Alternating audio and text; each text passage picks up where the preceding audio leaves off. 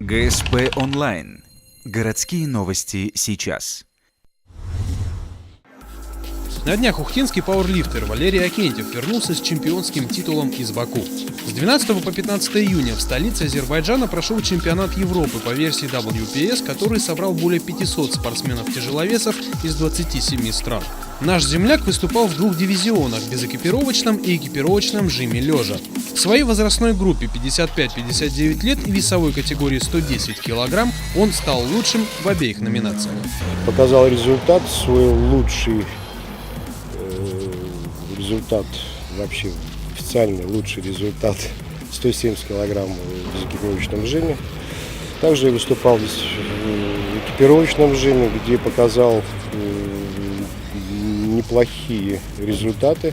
Закончил я выступать с результатом 245 килограмм. Взятый 245 килограмм – привычный вес для Валерия Акентьева. В ноябре 2013-го он поднял столько же.